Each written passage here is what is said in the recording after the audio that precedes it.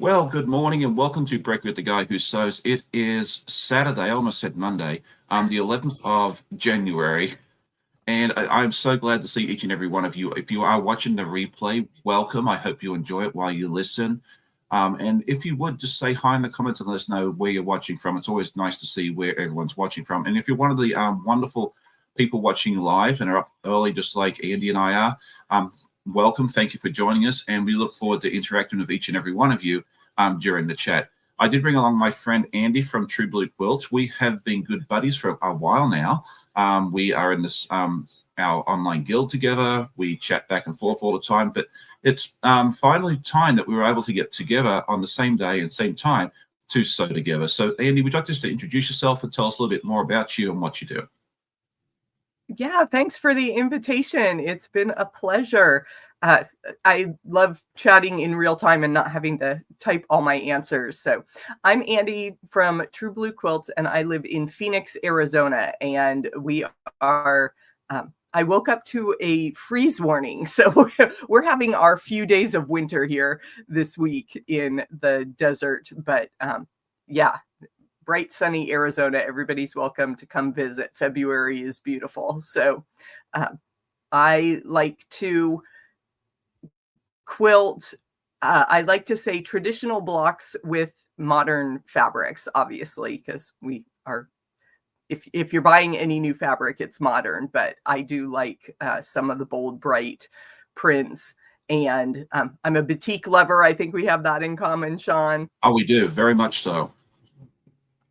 Yeah, and I love to design with a lot of negative space in my quilts because I have a long arm and I really enjoy free motion quilting and adding some of those details behind the main block of the quilt. So that's a little bit about me. And I brought my cotton cuts. You turned me on to that company and the delight of pre-cut kits. So I I am did. doing Floral States of America. Yeah, that's been a fun project. I did not sign up for Floral States just because I'm very picky when it comes to fabrics, and especially with florals. It's probably my least favorite of the prints. But it's been fun watching you and some of my other friends like Martha from Martha's Creative Life and that sort of thing there do it. It's been a lot of fun watching. And as I've been doing my stitches, I've said a few times I'm actually coming around to the floral side, so which is really fun. So let me see. Yeah, the boutiques I was going to mention too is like I don't know if you've seen yet, but I've been working on Toasty the Dragon, which is a legit kit, and I'm actually substituting some of the solids in that pattern with boutiques. Mm. Um, Especially around where they have like the horns and that sort of thing on the dragon. I just thought the idea of a batik in some of that would be fantastic. And so far, it's looking really good. So you'll have to keep an eye eye on for Yeah. updates on that one there. I So love I'm also the texture you can get in batiks, like when they do that kind of watercolor, like yes. this piece that I have on my wall here, and I think that'll look really good on your dragon. So I can't. I'm enjoying watching Toasty come together. I know you've shared just a small bit, but it looks like a fun project. Well, I've only done a small bit. I am brand new to well, I've done one or two small FPP projects, so I'm very much a beginner. So I mean, if you want to watch someone, if you ever wanted to answer the question, can you do one of those kits as a beginner? The answer is so far yes. I started off with the easiest block. I'm now working on one of the more intricate ones, but it's broken up into small pieces. And so far, I'm doing pretty well. I have not had to pull out my very bestest friend yet. And so I'm very proud of that. I think I've sewn together about 20 some pieces. I have about 1,500 to go. But so far, so good. I'm getting more and more confident with that.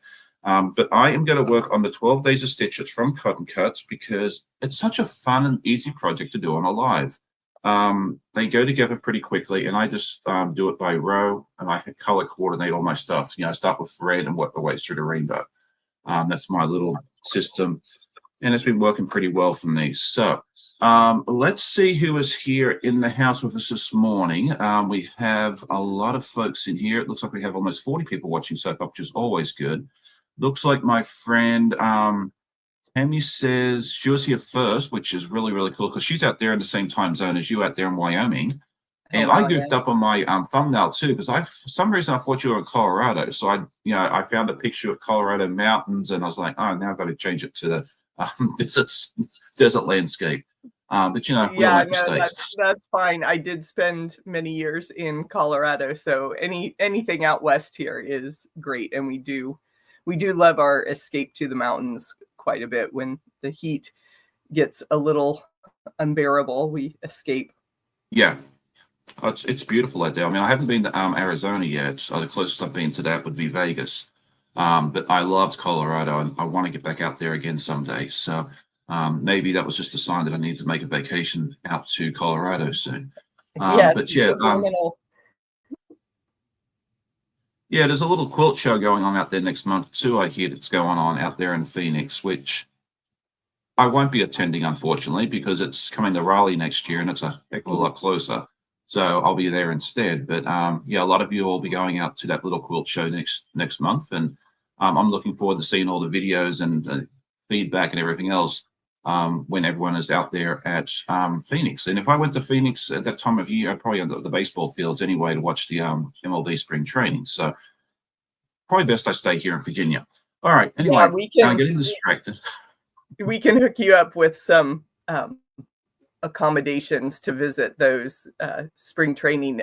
My mom and dad live about 20 minutes away, and the usual route we take to their house goes right past a ball field. So we kind of have to, I always forget. I don't keep that close a track to the exact schedule of the games. And then you hit that traffic right as the games are letting out, and you're like, oh, I should have checked the website. But yeah, it's fun having the baseball atmosphere. Yeah, I mean, it's a good way to see like a bunch of different teams all in one spot. And I don't think the tickets are that expensive from what I understand. But, by the time I get an airline ticket and accommodation and all that sort of I haven't made it out there yet, and I probably never will, but that's okay. Anyway, so we're here to talk about quilts and not baseball. We'll have to do that for another live. But, when you come onto our show, you just never know what we're going to talk about. So, yeah, Tammy was here first, and then we have Katie from Greenland Quilter. And if you have your own channel and you want to put your channel link in, please go ahead and do so.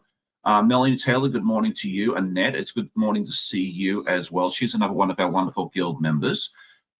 Stephen from Bland Designs and Ear Quilters says good morning to everybody, and he has a wonderful channel as well if you haven't seen his. Teresa Lynch is here. Good morning. Good morning to Joyty. Good morning to Miss Andrea. It's good to see you as well. She has her own channel as well. She does a lot of wonderful quilt designing and that sort of thing there. My friend Tasha is here. She's the one that I am doing the Sew Every Day in January with. And so far we are both, 10 for 10? Because, once I start sewing here, I'll be 11 for 11.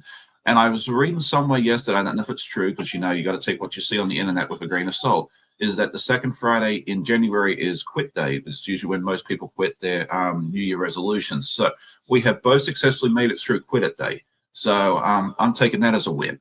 Okay, let's see. Joyty was saying good morning to Miss Fallon. It's always good to see her. She has a wonderful channel. If you haven't seen hers, you need to go check that one out. It's a lot of fun. Deb Esther Pug Mum Quilter also has a channel. Good morning to you. All the cool kids are here. Let's see. Deb S, we've seen you. Joyty. Everyone's talking to Katie. Which is nice. Okay, there is, let's see.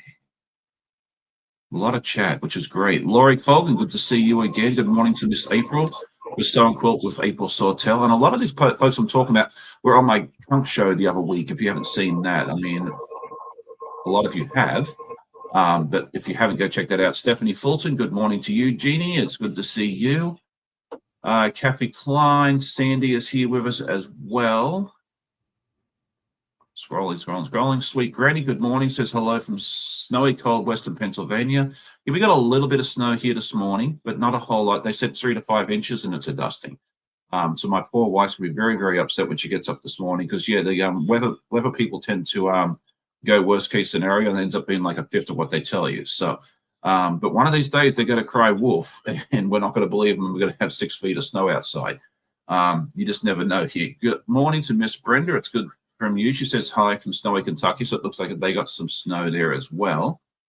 Tessa House, good morning. And good morning to Miss Chloe. Good, it's good to see each and everyone. And Miss Joyce is here with us as well. So I think I caught everybody. If I missed anybody, I apologize in advance. It's always good to tag me if I miss something, because sometimes the chat pops and I get distracted. And as a man, I'm only supposed to be able to do one thing at once. If I'm doing this, I'm doing pretty darn well. So here we go. Yeah. Yeah. I lived in Virginia in the Washington, D.C. suburbs as a teenager, and we got an epic snowfall. My parents both worked in the city and we were in the suburbs. So they took the subway, the tube to work. Metro, and my dad's sports car was buried, so he couldn't come home.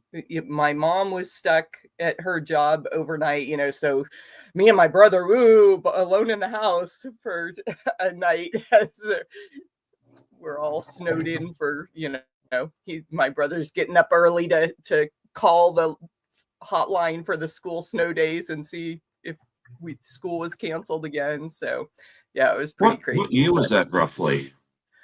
That would have been like 1986, because I'm really old. Okay, I was just wondering, because there's a story that goes around this area here where I live in southeastern Virginia, and it was about the same time zone. It may have been the same storm.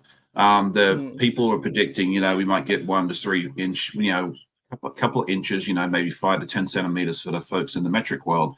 And the Barnum and Bailey Circus was in town, and a lot of people went, people weren't expecting a whole lot. So they went to the entertainment center to go see the circus, and they all got stuck there overnight because they got like 16, 18 inches, which I know for folks up north, in the Northeast and Canada and that sort of thing, they're like, yeah, we can walk to school on that. You dump 16 inches of snow here in this area, you got shut down for a week or two. So I think if anyone here wants snow, they need to call Barnum and Bailey and say, get your tails down here so we can have a circus. Yeah.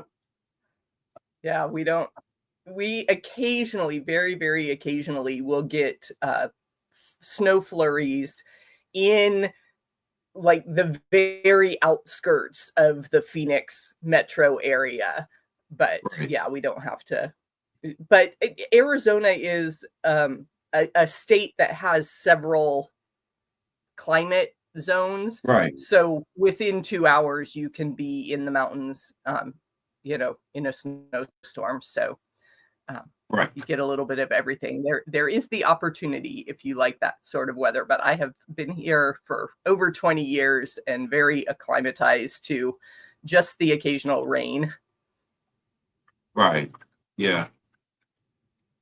It'd be nice out there. I've always enjoyed the desert. We'd have to drive for a good while to get to the desert in Australia, but it's not that far. But yeah, we get a little bit of snow here once in a while. Not as much as we used to. But again, if you go up to Richmond or Charlottesville, the mountains, that sort of thing, there, get snow up there a bunch more. Good morning to Miss Rita. Good morning to Miss Sherry. I saw your email yesterday, and I'm going to reply to that later on today. So just wanted to let you know, since I saw you here, that I did get it, and I'll reply to you later today, just so that way it saves me an email. Since you're here, so that is good. So that is awesome. Okay, so you also, there's no way to keep up with the chat. Hello to everybody. I'm so glad you're here, but. It's it's nice when if you ever start a live and you worry about the chat, start small. And it's good that you start off small, because when I started, I had maybe 15, 20 people showed up on a Saturday morning, and it's kind of nice. I've been able to learn to adapt, and learn, as the channel's grown, I've been able to keep up. If you grow too quickly, you'd run the risk of it just overwhelming you. I had So Becker on one time, and it jumped from 60 people to 130, and I was like, good gravy. Thank goodness she was here to look after it, because 130 to her is a bad day. But yeah, it's weird when you go to something else and it's just totally different. So there we go. All right, so it's snowing in Massachusetts is what Sandy's telling us.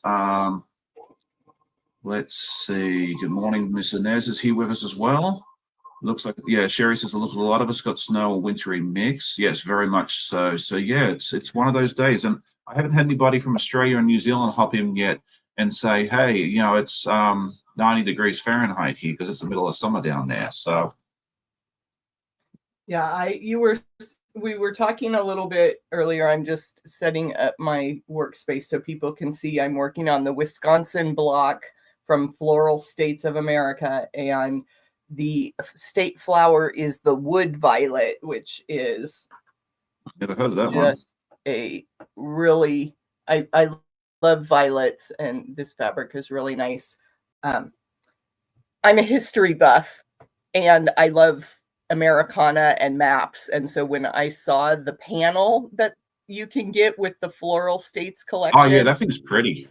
that real so I bought that first, and so that's set aside for, I think that'll be the back of this quilt. So I'll have the full map and then all the individual states. And I've been labeling each of my squares with the name of the state and the flower.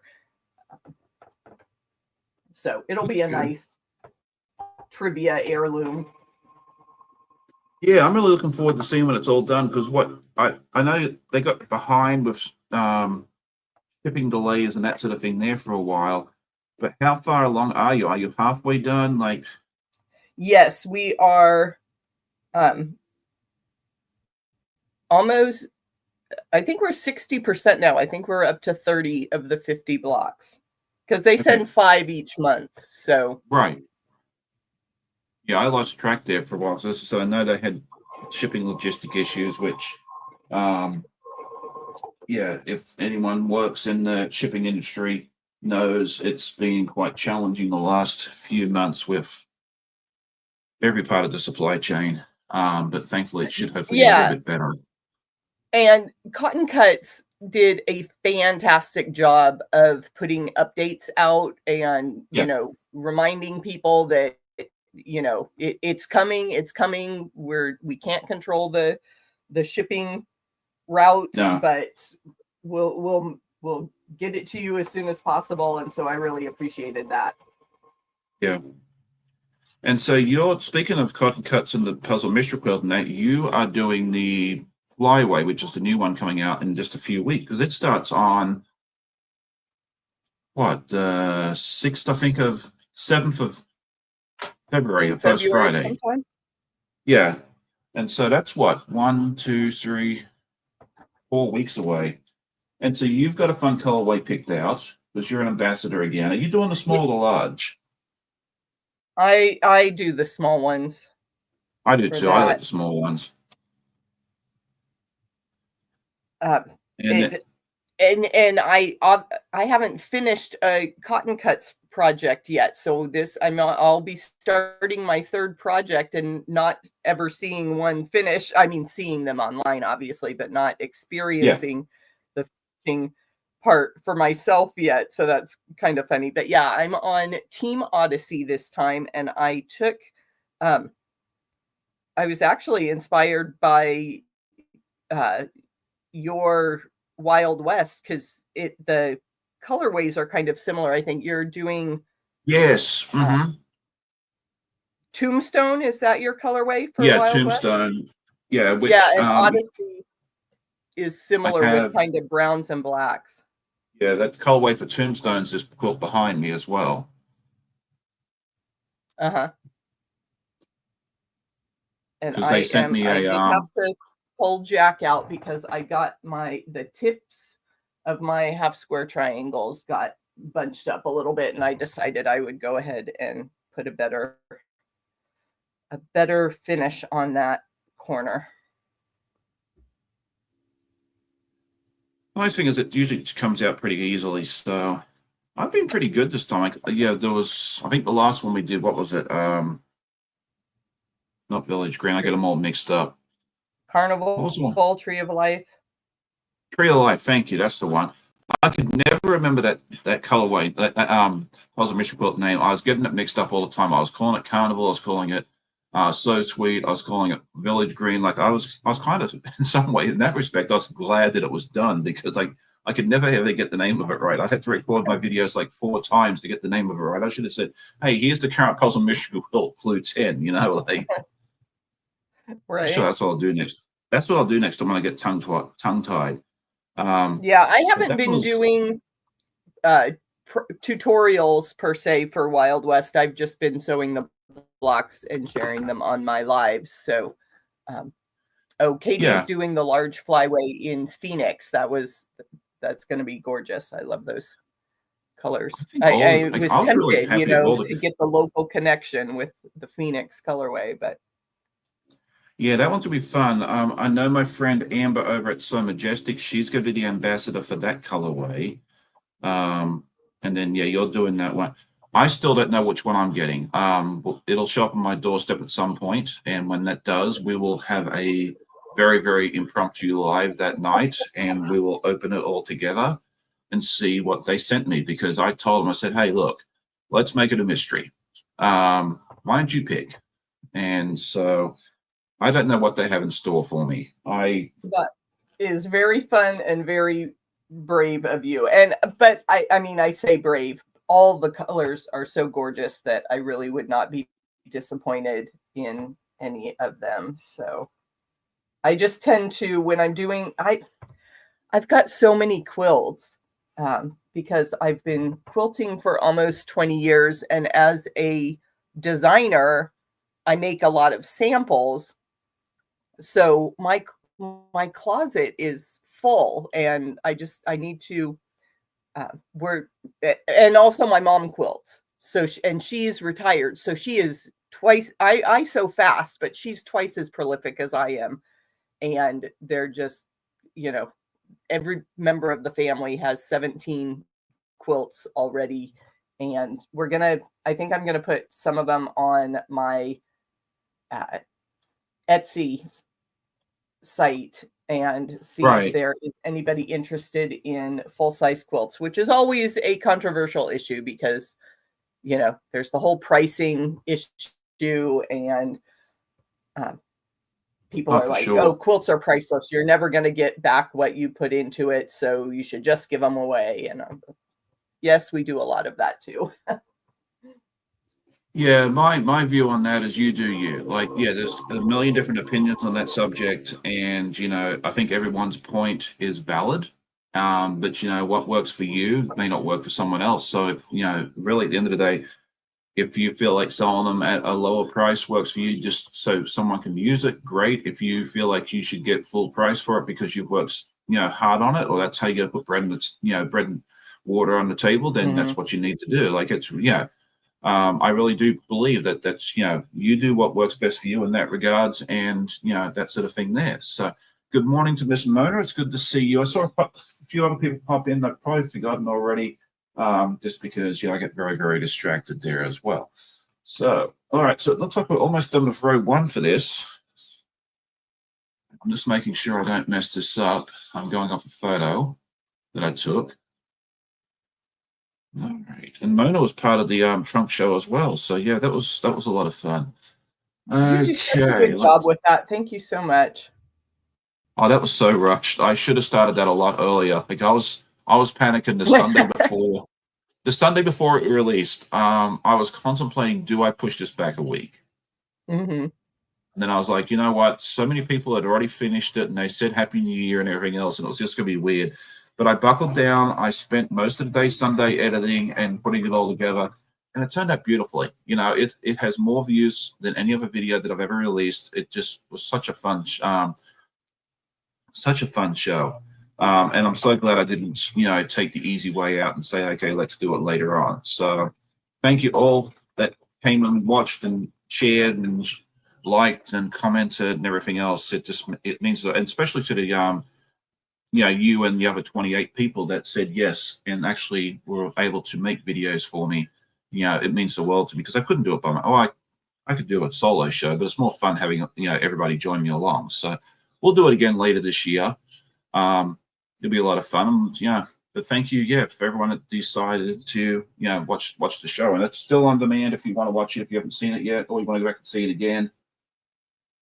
And a lot of people said I need to have an all of the above option for which quilt is your favorite. I thought about that, but I figured if I did that, it would be like 99% there. So that's why that option was not there. Okay, let's see. All right, And Joyce says she's not I doing love it. doing video collaboration stuff. I have some ideas for things that we can do.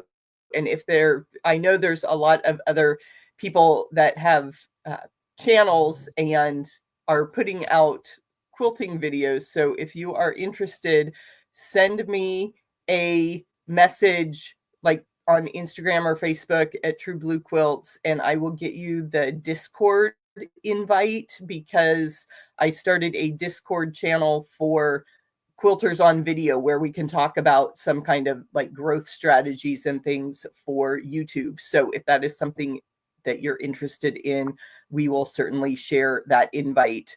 I'm just not organized enough at 6 a.m. to have all my links ready. So I apologize, Sean.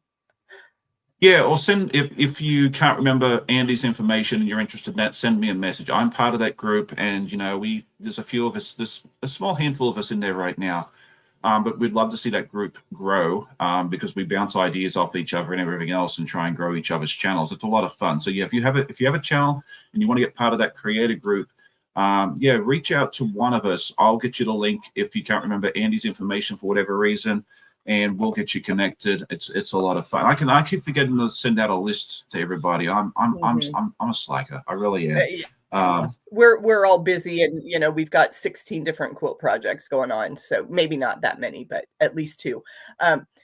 No, I wanted to say one of the collaboration ideas that's floating around in the back of my head is a surprise box for Christmas in July. So not a full advent like you have in December, but I thought that would be fun, that we could do kind of a round robin exchange and open the surprise box. So just one of the directions that my head goes. Yeah, I was thinking about doing something in Christmas and July themed too, because like being in Australia, our Christmas is in the middle of summer. And every year I say I'm going to do a Christmas in July thing, and I never do. But I think this year is actually going to be the year. Someone please hold me to this, that I actually do it. So yeah, you and I can talk about that later. I would be very interested in being part of that. So if you you obviously probably need more people, but you might as well go ahead and put me down as a participant for that one, because I'd be all in for that. Oh, cool. I love it when people agree with my off-the-cuff, harebrained ideas. I come up with all sorts of weird and wonderful ideas. So yeah, but we're gonna have to get on that, because time is flying so fast that if we don't get plans in place now, yeah. Oh, for sure. Yeah, I plan like the trunk show we talked about a minute ago. I start planning for that thing in usually October, and I'm starting to think I need to start planning a little earlier, because we all get busy around the holidays and everything else. So yeah, I start yeah, you do have looking to at plan guest ahead. lists. Yeah, that's not something that comes together like you don't come up the 12th of December and say, hey everybody, I need a video by next Friday, and it's a lot of forward planning, because you got to give people time to put stuff together and that sort of thing now. So, and there's so many things going on. I am part of the Quilted Summit that you may see ads going around or posts on other social media places. Mm-hmm. There's 25 of us doing short quilting tutorials. So the tickets are free, and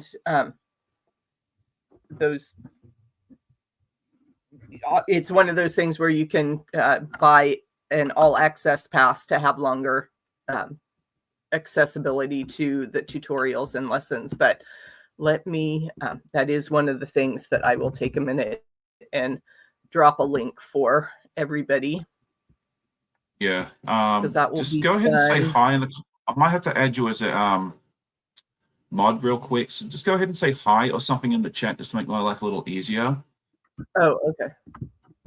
and then it saves me going to like the other steps to put you as a mod. If I can do it straight from here, just anything. You can say hi. Okay, it's Or asking. It's taking me a minute. It wanted me oh, to you're fine. log into StreamYard.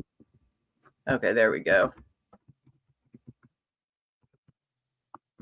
I meant the YouTube chat. Good morning, Miss Lisa. It's good to see you. Yeah, the Scrap Summit. Yes, I think there was a couple of my friends did that last year too. I think that was something that Ginger from the Copycat Quilter was part of. Was Chris part of that last year, or was it my imagination? From Soda Distance. Yeah, there's a couple different ones around. So Quilted is one, and it wasn't letting me put That's a fine. link in. I'm going in a different Oh, maybe way. because I had a exclamation point that wasn't the, and I can't type early in the morning either. No, you're fine. I'm going to try. Blue. Yeah, it would help if I could type. Okay, there we go. Yeah, it was the exclamation point that they didn't like. So tickets are free, as I said.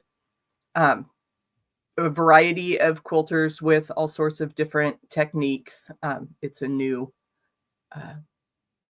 summit, brand new this year. So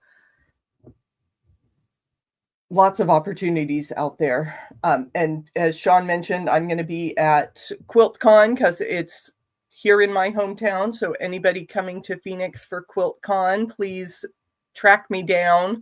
I will have one of my Phoenix Modern Quilt Guild shirts. So just look for the cactus or something blue that says True Blue. My friend Tori and I co-host a podcast called Quilting on the Side. Talk about. I keep meaning to ask you about that.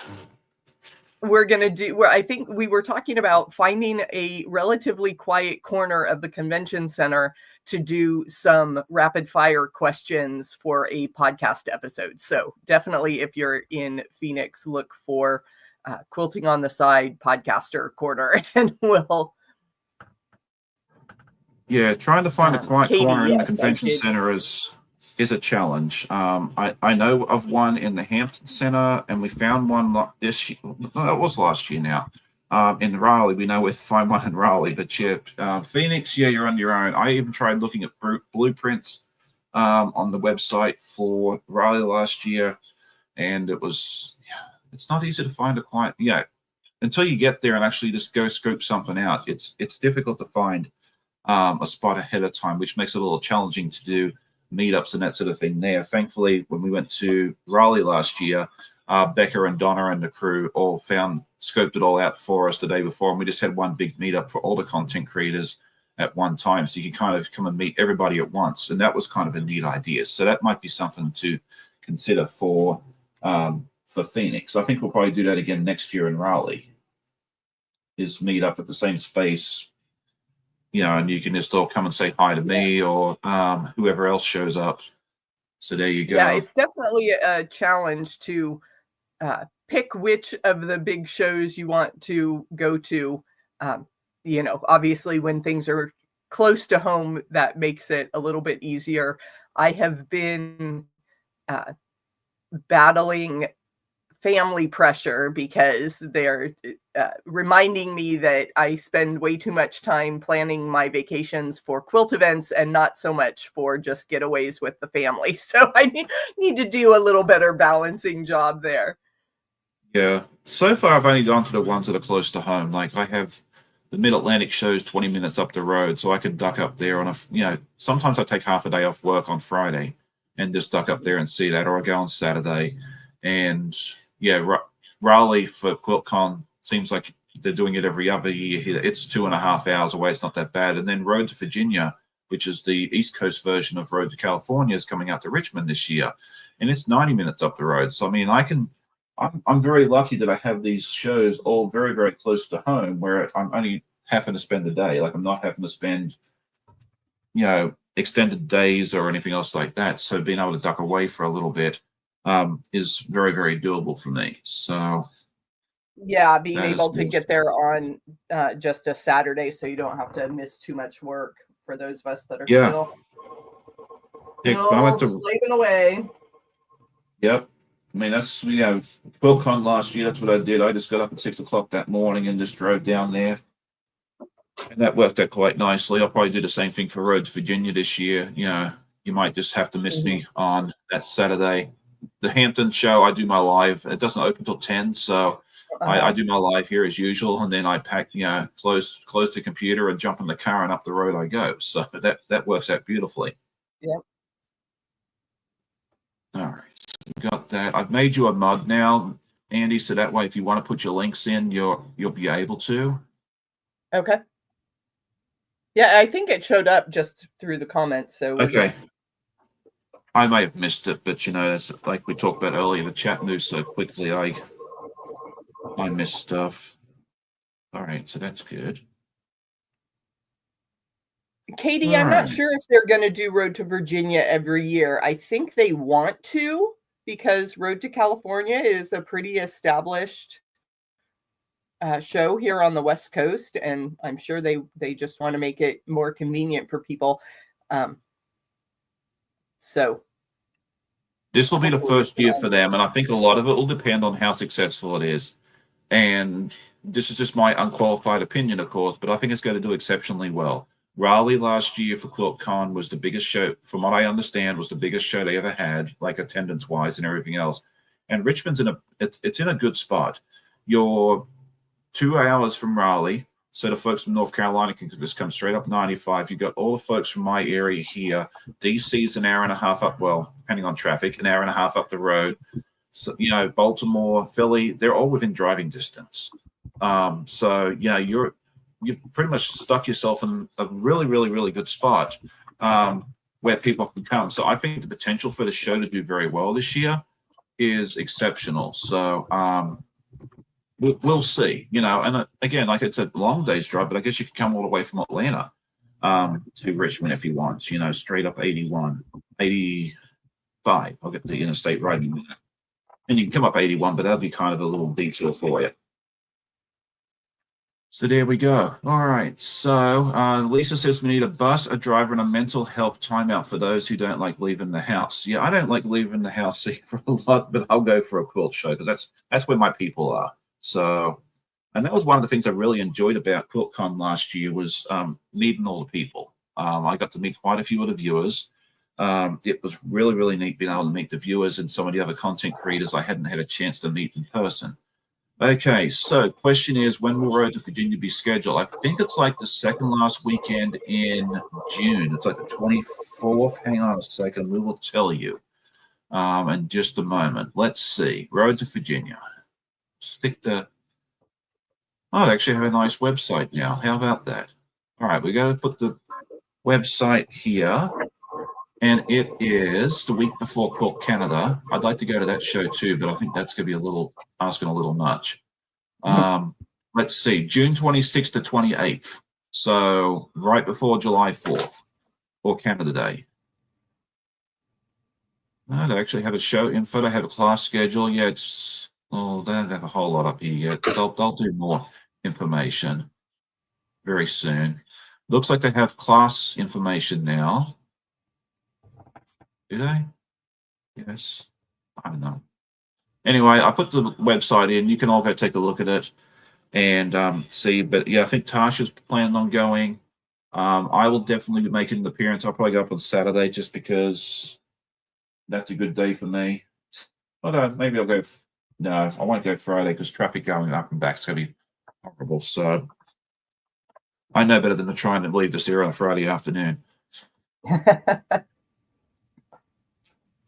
Might have to get a hotel and stay overnight to go up Friday. Although I know the back road, so I might be. I don't know. We'll see. But I'm planning to go up. My idea is to go up on a Saturday. So.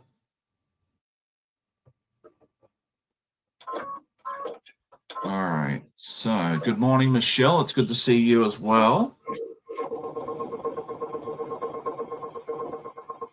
Okay, so Melissa said she signed up for updates. Yeah, Melissa might be able to make an appearance. That'd be good. All right, so that brings up a good point. Fallon says here that crowded places are so overwhelming for me. I want to go to one no one day. That is the nice thing about these things is I don't like I hate crowds with a passion. I really, really do. I avoid them like the plague. And that was one thing that kind of scared me about to go on some of these shows. But I never really felt that I was in a crowded space. They spread the quilt out, well, except for QuiltCon. That was a little cramped in the quilt area for my likings compared to like Mid Atlantic and stuff. But they do like in the vendor areas and that sort of thing there, depending on what show you go to, they do a pretty good job of trying to space this stuff out so everybody has ample room to move around. So even if you are someone like me that gets really, really claustrophobic in crowded areas, don't let that put you off going to some of these shows because they do have a lot of space. There are little pockets of space where you can duck out and take a breather and get away from people if you need to, and that sort of thing there. So don't ever let that put you off. Like I don't know about Houston's show. I have not been there. That is on my bucket list to go to sometime. But yeah, all the shows I've been to so far, QuiltCon, the Mid Atlantic, and that sort of thing there, even though there's a million people there, it's not that bad. And then go in the afternoon too, because like I remember one time I went to the Mid Atlantic show at like 1 o'clock in the afternoon. There was people everywhere. And then I was talking to a friend of mine there, and then like an hour and a half later, at 2:30, 3 o'clock, everybody is gone. Like I think they all got there at 10 o'clock. They did the tour, and at 3 o'clock there wasn't a soul there. I mean, you could swing a 20-foot stick around and not hit a soul. So that's always an option for you as well. You buy a weekend pass and just go later in the day. Yeah, that's definitely the way to do it. Speaking as a vendor, from the shows that I've been at on, that side of things, it gets pretty dead in the afternoon. So if you can, I mean, I know everybody's, all excited to be there first thing in the morning, see all the new stuff right away. So you may have less shopping to do if you wait until, later in the day on the last afternoon, but you might score some good deals as people are trying to sell off their inventory and not have to pack it up and take it home. So there's pros and cons to all of it. But yes, I would definitely agree that the afternoon times are much less crowded. So you can walk around and see the show, not bump into quite as many people if you go later in the day. And then you can get more of the vendors' attentions later in the afternoon too, because I remember that was one thing when I went to buy the rulers for my quilting. The displays were beautiful and they had videos and everything else, and I was like, I have questions about this, and I wandered around for a while, and it was towards the end of the day, and I just went up there and like I had their undivided attention because there was no one else around, and I was able to ask all the questions I had, which was like 55 of them, and then they answered them all beautifully, and we ended up talking about where we came from, and we just had a good time. So yeah, going in the afternoon is also a good option. And then I also find too, if the weather is nasty outside, that's a great time to go as well, because that knocks the crowds down. Like you're normally on a Saturday at Mid Atlantic, it's crazy in the vendor area, but there was one time I went and it was raining and that sort of thing outside, and there wasn't anybody there. So yeah, if you don't mind going out in the rain a little bit, as long as you're okay driving. Yeah, for sure. Like I'm not saying go out in the blizzard, but if it's if there's a chance of rain and you don't like crowds, go to the quilt show. You'll be just fine. So there we go. All right, so there we go.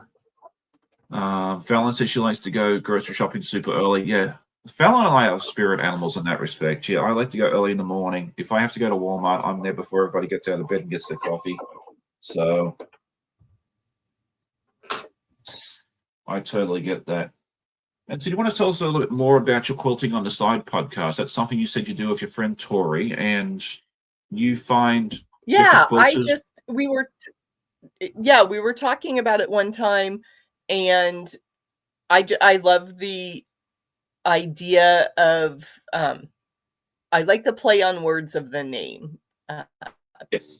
Quilting on the Side, because Tori and I are both we work full time, we are moms, and you know, quilting is that hobby that has become a side hustle. So we talk a lot about entrepreneurial aspects of running a quilt business. So if you're a pattern designer, if you're thinking about opening a shop, those kind of things, we'll talk about some of those business aspects as well. But we love talking to quilters and creators, no matter the size or shape of the of your business. If you're not making money, if you are making money, whatever the case may be. And we're recording now for season 4 that will kick off at the end of January. And I really enjoyed talking to you, Sean, in our season 3. So Yeah, people so you can had go some back. fun guests last season. You had me, you had Kim. Who are some other notable people that you have interviewed in the past? Or Yeah, we had Chris from Sew the Distance. So that was one of our other guests that people may know from the YouTube world. We interviewed Paula Chamberlain, who has a fun podcast called A Quilter's Life. And she yes, interviews everyone in the quilt world. Annette, who we see in the chat here, we Yep. talked to her about her quilting with high school kids. So that was fun. We talked to the gals from the Loose Ends Project. So that was another really meaningful episode in terms of the work they do to help finish projects that may be left behind as quilters and knitters, crochet any fabric, Yeah, textile art. that's a really neat organization. I am registered for them. I haven't reached out yet to have me do anything, but if the need's ever there, I would happily help finish something. Yeah. So yeah, those have been some of our most recent. You have to go. I have to go watch those. And the nice thing about those podcasts too is that they're available both as a video, or if you want to do it on like Spotify and all those other audio things there. So if you want to listen to these as you're driving to work, or if you're on the subway, or that sort of thing, there you can definitely do that as well. So it kind of gives you something fun to listen to. Let me just see if I can grab the link real quick. There it is. Throw that in there. Yes, as well. Rita, I certainly appreciate people that are happy to keep things as a hobby and not make money from it. It's, there's room for all sorts of folks. We just wanted to have a resource for people that are curious about what happens behind the scenes. Yeah, for sure. And I do this because I enjoy it. Like if I was here, it's not something that's going to pay the bills, unfortunately. But I just like hanging out with each and every one of you. So here I am, just hanging out. So exactly. Yeah. But this is how some people make money, which is good. Like it's whatever works for you. Kind of like what I was saying earlier about the selling a quilt. You do what works best for you and your family. So yeah, Melanie says she likes listening to podcasts while sewing. So if you haven't checked out the Quilting on the Pods on the side, it's definitely a good option to watch. A bunch of nice people on there. I have to go check out some of the other episodes. I haven't been there in a little while, but yeah, there's a lot of fun people on there. So it's good to take a look at. And they're also on the videos are on YouTube as well. So if you're more comfortable with the YouTube platform, you can go watch them there. And there we go. All right. So this is rows 1 and 2. Ooh, looking good. I know. Yeah, these comes together pretty quickly. I may have to go ahead and buy some more of these snippets when I'm done with this project, just because it's nice having this easy project just to play with. Yeah, especially during the down months when we only have one PMQ to play with. So there we go. Yes, Donna says here that everyone has their own niche. Yes. Go ahead. I had fun on New Year's Day. I ran a mystery quilt because it was, my patterns usually evolve because I'm wondering what happens if, can I do it this way? And I wanted to see if I could make not a full size quilt as in for a full size bed, but a something more than a baby quilt from just one jelly roll.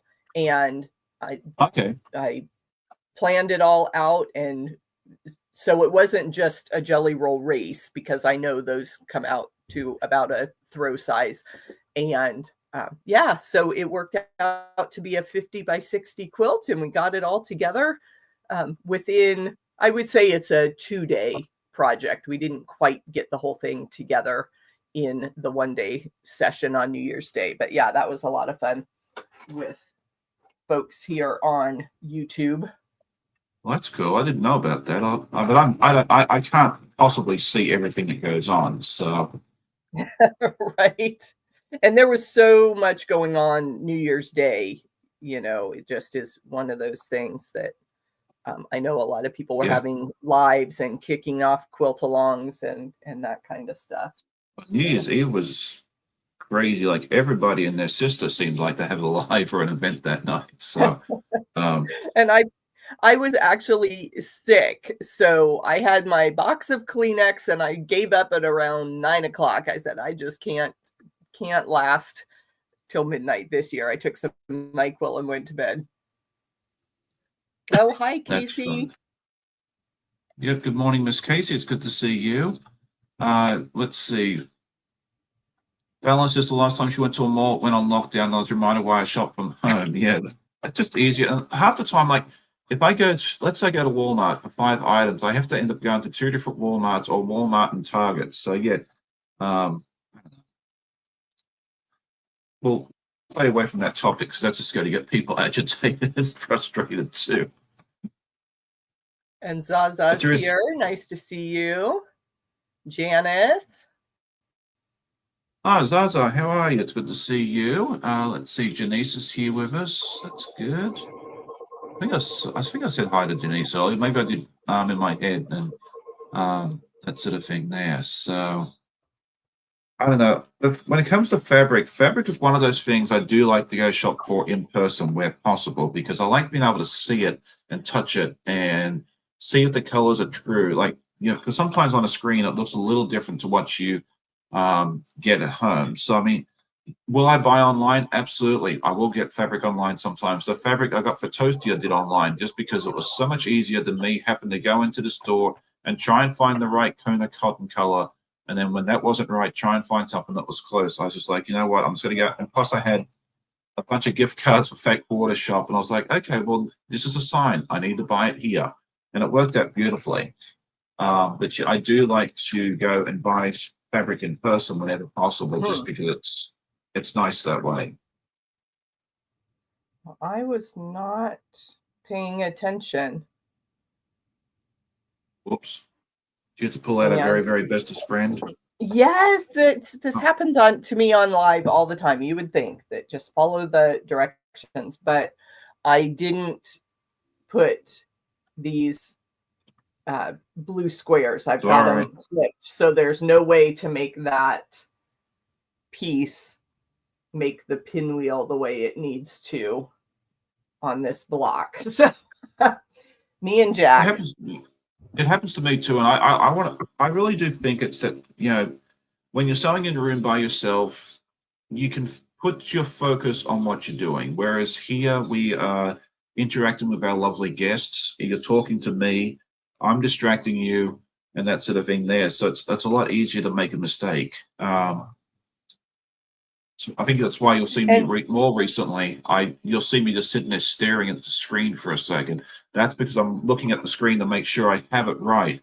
I might look stupid, but at least I'm not having to pull out Jack as much. So there we go. Right. And part of it is that when I follow step by step, the Cotton Cuts patterns are fabulous in terms of having all the diagrams And so I Yes. tend to just give a quick glance to the diagram and then think I have it right. When I'm sewing from other patterns, I will lay out the entire block and make sure I understand how it goes together. So I probably need to do that a little more, and rather than just, jump into the step by step when I'm getting myself in trouble. Yeah, it's easy to do. I guess with the floral states, it's not like this, but with the PMQs, you have to be careful of that too. Just following the pic, because I'm one that follows the pictures, and that can get dangerous with the puzzle mystery quilt, because sometimes the dark fabric listed on, like, you'll see one that's dark on the pattern, and with Your the colorway, it's light. So you have to be careful of that. yeah. But Yep. yeah, they are very well written. And if you have a question, you can always reach out to Cotton Cuts to ask, or put a message in their Facebook group, or reach out to me. I've had viewers reach out to me with questions, and I've always been happy to answer those as well. But yeah, for me personally, a good pattern is one where I can read, view the pictures and just not have to read the text very much. I guess that's why I'm really good at putting IKEA stuff together, because it's kind of like that. Art Easter's like that. Like, they have the text, and I do refer to it sometimes to make sure I've got the dimensions right and so forth. But yeah, if I can just follow the pictures, that is a good thing for me. But again, what works for me and what works for you could be two totally different things. So I'm not saying that having no pictures or just a few pictures is wrong. I'm just saying for me, it works better. So yeah, it's and you'll appreciate this because your wife is a knitter, but it's really interesting because I can quilt from diagrams. I cannot knit from charts. I have to have the word written out for my knitting.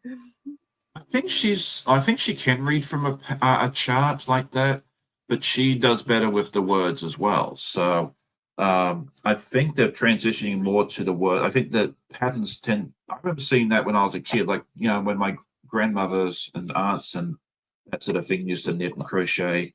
I think Ellie, she's a big crochet. I think she does. Actually, no, I think she does dye. I think she knows both. I don't know. I'll have to ask her when she wakes up. I don't know. Anyway, I love this idea. Someone came up with an idea that they need to have a mobile fabric truck roll around like an ice cream truck.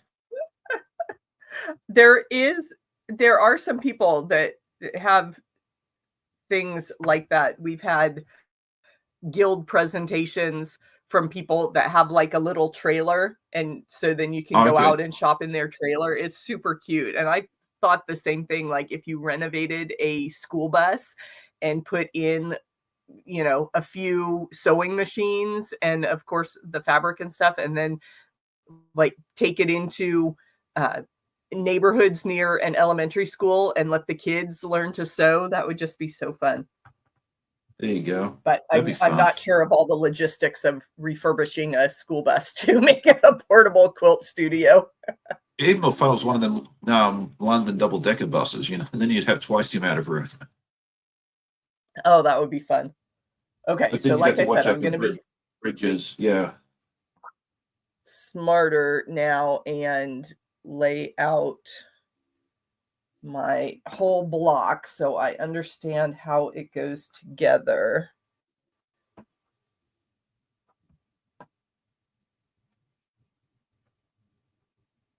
Rita says here, instructions on how to put something together have one purpose: make good shredded paper. I never use directions. Hey, there it is. It's great. Some people are pretty good at that, and I tend to be someone that can do it without instructions for the most part too. But yeah, not everyone can do that, unfortunately. But yeah, if you can do that and get away with it, that's fantastic. It makes life so much easier for you. So there you go. That's what I was going to tell you, Andy, is when I started doing my Puzzle Mystery Quilt clues here on a live, I struggled the first time. I was putting the wrong stuff together and everything else. And one of my viewers, I think she's here today, Janine, if I remember correctly, told me, why don't you go ahead and divvy out the pieces by step? And so that's what I've done ever since. Like, I do step one of a red clippy, and then I move my way down the alphabet, down the rainbow. Sorry, I'll get it right in a minute. And that's worked immensely. Or laying out, some people do the whole block like you're doing, but yeah, find a way that works for you. If you organize it, it makes it a little easier, especially on a situation like this where you do have a lot of moving parts. Yeah. But yeah, I was so glad Janine suggested that because I was struggling, you know, that day, and ever since I've done that, it's been so much easier. All right. Say good morning to Miss Heather. It's good to see you as well. Um, Zaza says, yeah, crochet patterns are worse. She needs words. Yeah, totally. I mean, you do what works for you. It's all French and Japanese to me. Probably more Japanese. I understand a little bit of French, so not very much, but a little bit. All right, so we're making good progress here. It's already after 9 o'clock, which is Amazing. nice. Oh yeah, time always flies. Like you blink and then it's time to say goodbye and have a good day to everybody. So how long have you had your channel and what motivated you to start it? Like what was the inspiration? I'll always love hearing that story, like because everyone has a different reason for saying, okay, here, let me get a camera and set it up and see if people want to listen to me. Yep, yeah, that's basically it. I had decided to leave my career as a high school teacher, and I wasn't sure what I wanted to do next. So I had been teaching quilting in person, so I thought I would try some video tutorials and just share all the projects I'm working on. So those early YouTube videos are really, really funny because I was doing a Facebook Live and then putting that video on YouTube, and so everything was in the vertical format. So it looks like my workspace picture. I've got these big black bars on the side of it because I wasn't remembering to turn the camera sideways.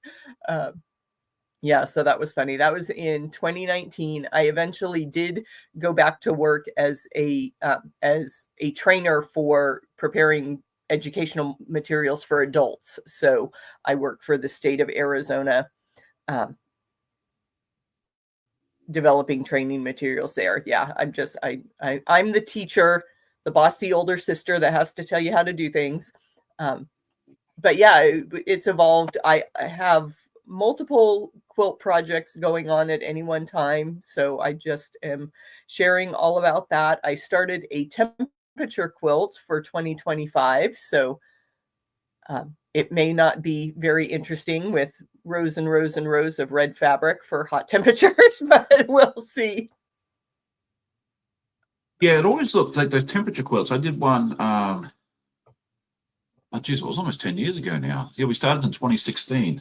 And yeah, it always looks interesting where it's like the first month you're like, this thing's going to look so boring, but you will notice over the year it will have a lot of change and that sort of thing there. And one thing I found worked for me a lot is I started doing, when I did mine, I did wind chill in the winter and heat index in the summer. So that gave me a little more fluctuation because, yeah, sometimes the air temperature doesn't change a whole lot around here. But once you stick the good old Virginia humidity in the summertime, makes a huge difference. So there's a million different ways of doing a temperature quilt. There's a lot of people doing them right now. You know, you do what works best for you. And something I always Yeah, enjoy I seeing like at a the quilt show little because the cross stitch patterns. There have been some really cute ones for, you know, different themes. Like one was a row of houses, and so like the house and the roof could be the high and low temperature each day. yes. Mhm. Little hearts and Yeah, I um, saw a house. I think I saw it at a quilt show last year. Someone had made one of those. So I think it was like a guild challenge or something like mhm. that, where a bunch of that or a bunch of people just decided to do it all together. But I think it was a guild challenge where they had a whole different bunch of different temperature quilts, and it was fun. Yeah, one of them was the Yeah, house where you QuiltCon get one like year. That was one of the categories one year at QuiltCon was temperature quilts. So okay. uh, I think I saw this that's at Mid fun. Atlantic. Um, Oh, could be. I'm Yeah. I'm not sure, but it was really fun. You know, mine was fairly simple. I got a jelly roll to start off with. It was 42 different kind of cotton colors, and I just did it in 2-degree increments, and then I actually added 1 or 2 more because summertime I was just using the hot one all the time. I was like, I did not want 17 days of this, so I added a little extra on there as well. But yeah, you just do what works best for you. And Yeah, I've got it planned out for 10-degree increments, which is, that's I feel like I should have narrowed it down, but I'm also planning to go scrappy so I can adjust as I go and get some right. more variety in there because I'm definitely a scrappy quilter. More fabrics are better in my opinion Oh, than sure, yeah. just having a handful of fabrics in your quilt. But That's why I got the jelly roll, because I figured, and I had to go out and buy more of each fabric afterwards. But I was like, let me right, get started with the jelly roll, because at least it gives me the 42 colors to play with, and then I can run. My local quilt shop that's a great stocks idea. the entire range, and so I figured once I run out of stuff, it was like middle of February, ran out of all the cold and mild colors. I just went and just bought a quarter yard of each Yeah. color, and that worked out beautifully. And so, a lot of it I still have, but I've been using it for different projects, so it's getting used, which is nice. All right, so Tammy Mm. has a temperature quilt going on right now, which apparently is very, very nice. I need to go back and take a look at that. Um, I Lisa says she doesn't have the patience for one. Now, if you don't have to do a whole year as well, if you want to do like a month or a season or something like that, you could make a smaller one. Like, the quilt police are not going to come hunt you down, and if they do, let me know and I'll go take care of them. Um, you don't have to do a whole year. It's you do what works best for you. But they are a fun project. My sister and I traded ours. I made one for her, she made one for me, and we exchanged quilt tops, and that was fun. So the one I have here is the year 2016 in her city in Australia, whereas she has mine here in Virginia, and they look totally different because all my reds are in the middle, and all her reds are at the top and the bottom. that would be a fun way to do it is to partner with someone um, Yeah, to keep oh, that it going. I is. just had to switch my pressing on this block. Um, I always trust cotton cuts and follow the instructions, but then when I put the rows together, the seams were not nesting, so I just switched it. And I finger press when I am, especially when I'm on camera, and usually for a block, I'll just finger press it and then hit it with the iron when the whole block is together. So, Oh, okay. You do what works for you. I have a nice little yeah. ironing station here. It's just a small wool mat, and it's on one of them TV tray tables, and that works beautifully for me. That way, I don't have to go anywhere. Yeah, I do have room over here. I'm not sure where the nearest plug would be. I'm sure I could find one in this room, but uh, I just clutter up my extension because I converted an old like dresser desk.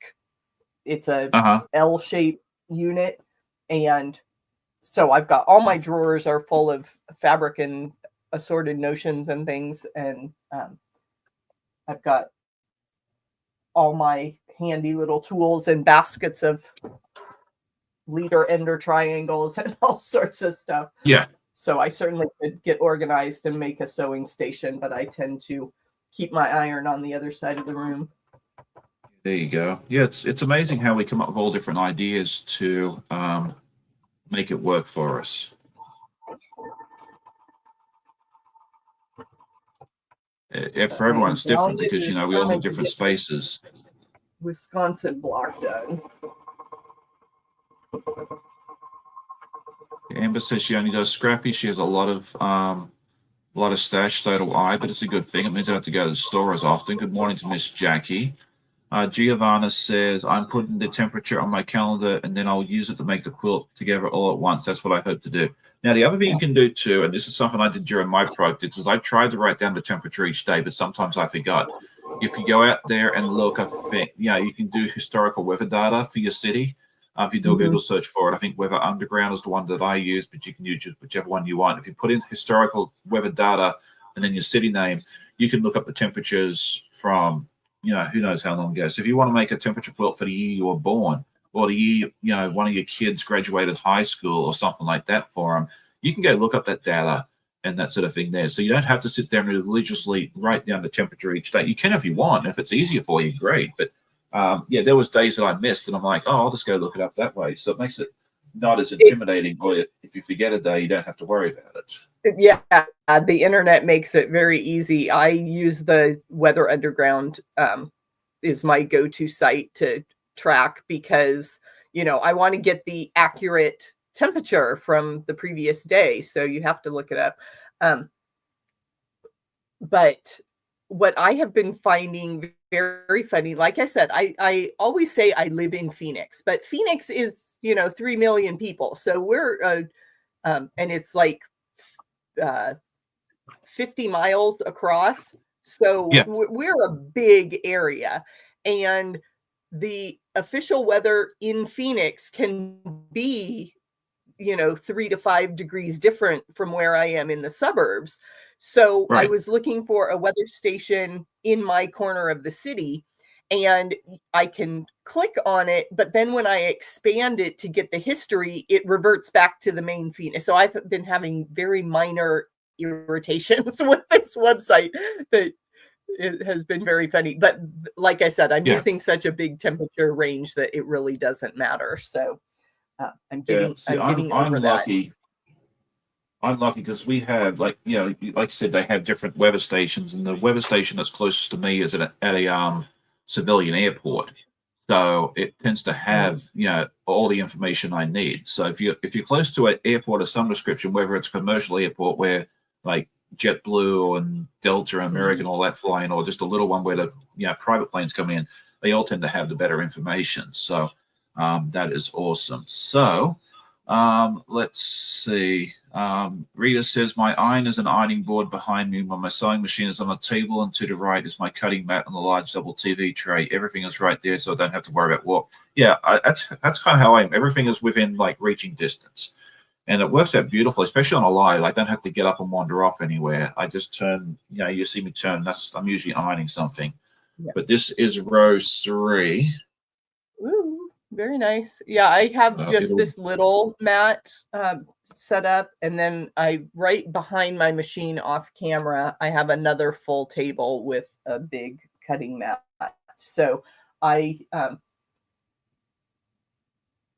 took over the house. My husband puts up with it graciously most days. And my daughter grew up with mom having sewing machines everywhere because I have my devoted sewing room, and then I took over the loft for my long arm. So okay. There's no space for a long arm in this house. I'd have to kick one of the kids out, and I don't think they'd like that too much.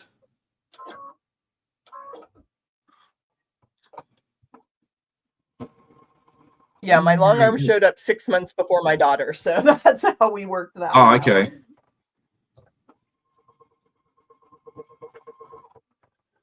Yeah. I like doing stuff with my little domestic machine anyway, so I've played with it for long a couple of times, and I'm still terrified by him, so I'll never say never, but at this point, it's not something that I'm actively pursuing. Yeah, Amber's the same way. She kicked her husband out of his TV room. Well, this used to be the dining room. Like, we haven't eaten a formal meal at the dining room table in almost 10 years, and it's probably never going to happen again. Yeah, we do have to get up and move around. Some of the comments are talking about that.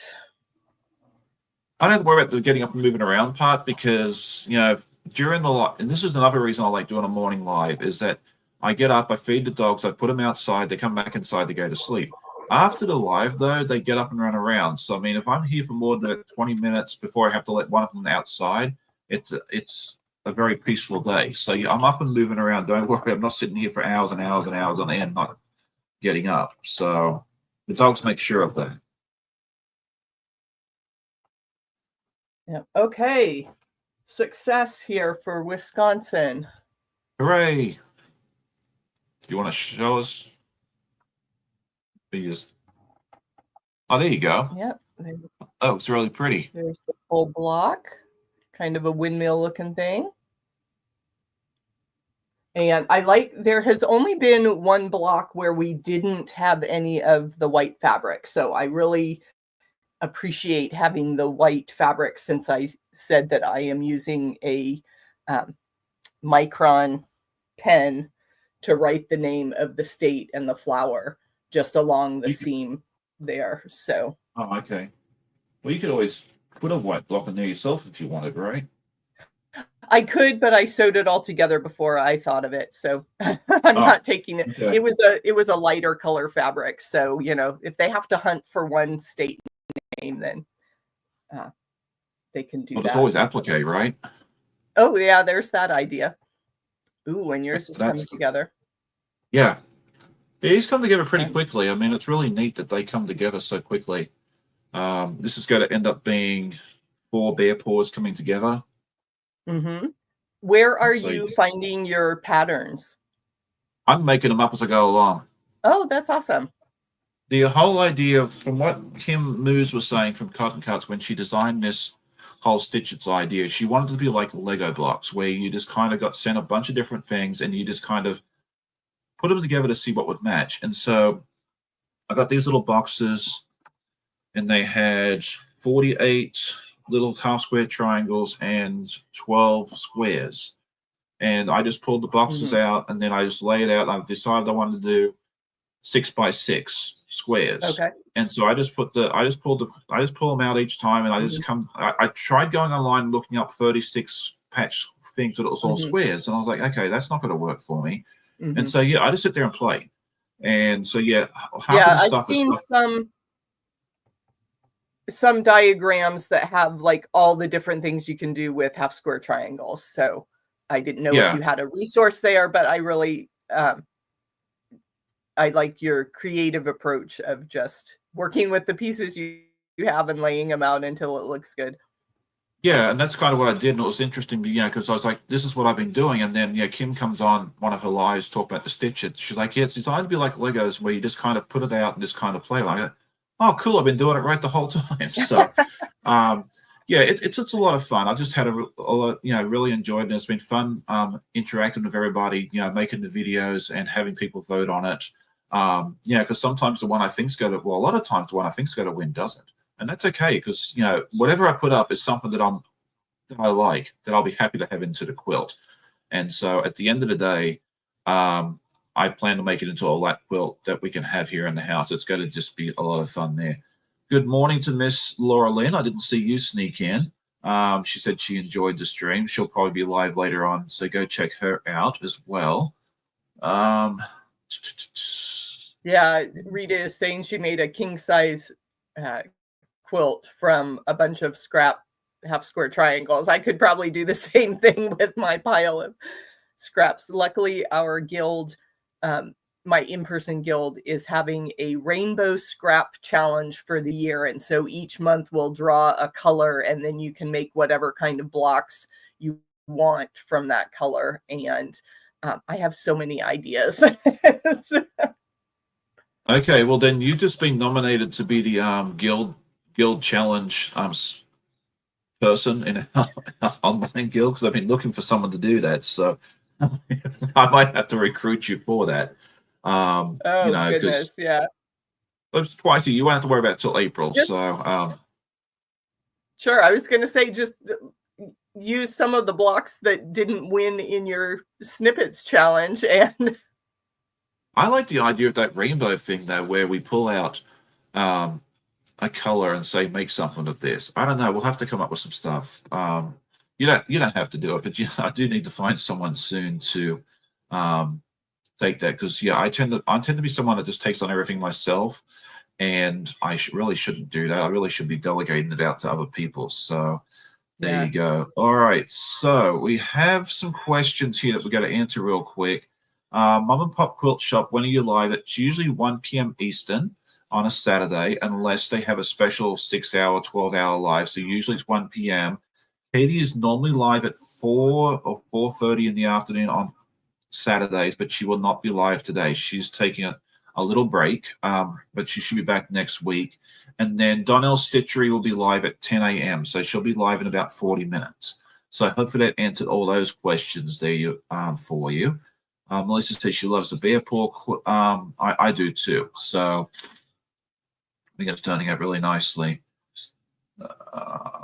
Oh, wow, that's a huge. I remember seeing a one of them hexie quilts, and it was like a king size one in the state fair the other year, and I was like, good gravy, that must have taken that person a long time to put together, because those things are not put together quickly.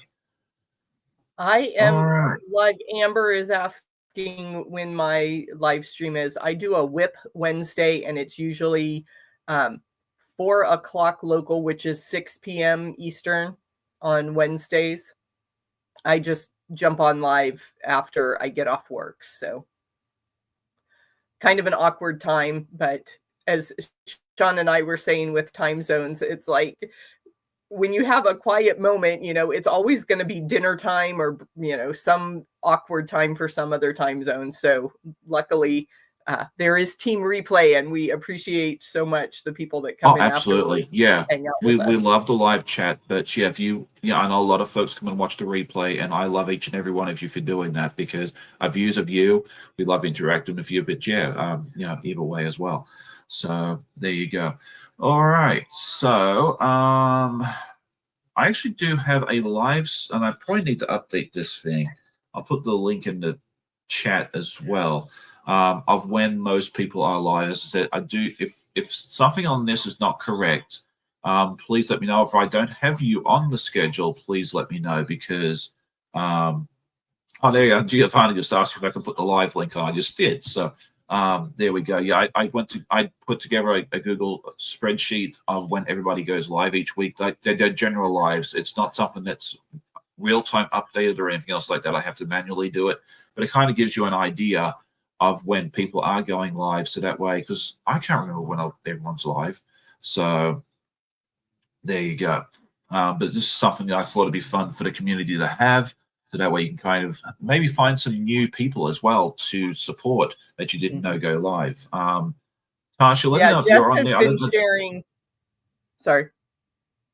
I says like I don't know if I got Tasha's on there. I might need to add her. But yeah, let me know. Send me an email, send me a message if I need to add or remove or change what you're doing, because yep. Okay, Tasha just messaged me and said, "Can you do that?" Okay, perfect. All right, I'll do that after I finish here. So yeah, I think it's a great resource, because I couldn't keep up with it. So I was like, you know what, I'm just going to go ahead and make it for everybody, and then just share it, and that way, if anybody needs it, it's there for them as a resource. And you're going to say something like cut you off, and I apologize. I can't even remember. It's fine. Okay, I do that too. All right. So, do you have anything coming up on your live? Not on your live, on your live or on your channel On in my the near channel. future that you'd like to talk about? I'm sure I do, but I've kind of had my head down with the with my 4-bits mystery that just came out. I'll probably do a recap of that so that people don't have to sit through the chaoticness of the live stream when I was putting things together. So I'll do a recap of that Jelly Roll quilt. The National Quilt of Valor Sew Day is coming up in February. So you'll see some patriotic stuff for that. And I want to do a series on how I use my AccuQuilt. So those are just some of the topics that I am thinking about these days. And yes, Amber from the Cheeky Quilters, I get up early almost every day. I definitely live on East Coast time, and it's really nice having those quiet minutes in the early morning when it's just me and the cat. Oh, for sure. Yeah. and that was, because Andy sent me a message about a month ago, I think it was. And she's like, "Hey, I want to come on your live." And I was like, "You do realize that I'm on at 8 o'clock, right?" She's like, "Oh, I'm up early." I said, "Okay, no problem." Because this is really the only time it works for me on a weekend, because usually we're off taking the girls out on the adventure. We won't be today because it's there's a little bit of snow and ice on the ground, so we all decided to take a weekend off. Plus, we've been so busy the last few weeks. We've been gone to every Christmas light display known to mankind within 50 miles of this place, which has been fun. But I think we all need a relaxing, peaceful weekend here at the house. Plus, I get some quilting time, so that's always neat as well. So there we go. All right. So I'll be back tomorrow with my podcast as usual. I will release the next video for the stitchets for day 12 on Monday, and that'll be the last one. And then I think from there I'll just put the quilt together, because all the blocks will be done pretty quickly, and we'll do a 13th video a little, once everything's put together. I want to make a lap quilt pretty quickly, and that sort of thing there as well. And good morning to Miss Terry. It's good to see you as well.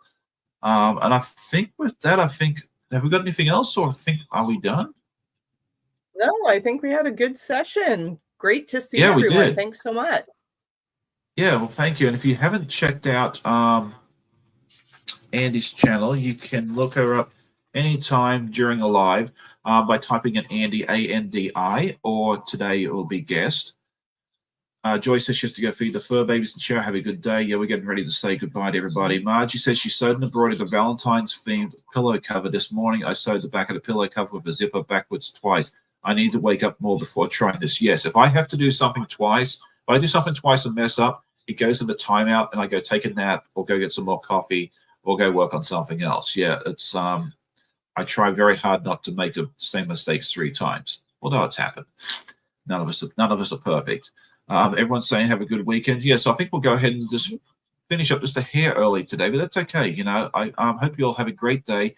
Go check out all my friends that'll be live later on today. We'll have Donnell at 10. I'll just throw her link in real quick, if I can spell, which I usually can't. Tammy is going to be Tammy is normally live at 11, but I think she's going to be on at did she say? She's on later on today. Go check out her channel, and she'll tell you when she's on. I think it's either 1 or 2 p.m. Eastern. I think it's 12 p.m. Mountain, which is 2 p.m. Eastern, but don't quote me on that. Russ, my friend from Quilt Meets World, is usually live at 11. I'm assuming he'll be there today because it's not the third Saturday. So there we go. And then, there'll be Mom and Pop will be live at 1. Oops. And if I can type, it'll do better. And then, and there's a bunch of others. Go check out the list. I'll put the live list in one more time, just that way if anyone needs it. There we go. And I'll add Tasha in just a few moments. All right. So, I hope you'll have a great day. Happy sewing. Thanks for joining us. If you're watching the replay, say hi. Let us know where you're watching from. It's always fun to see where you're all from. Hope you'll have a great day. Stay safe. Stay and all that good stuff as well. Why are we changing around? That was weird. I didn't touch anything. I promise it wasn't me. All right. That's our sign to go. All right. Hope you all have a great day. Happy sewing, and we'll see you next time. Thanks so much, everyone. Have a great day.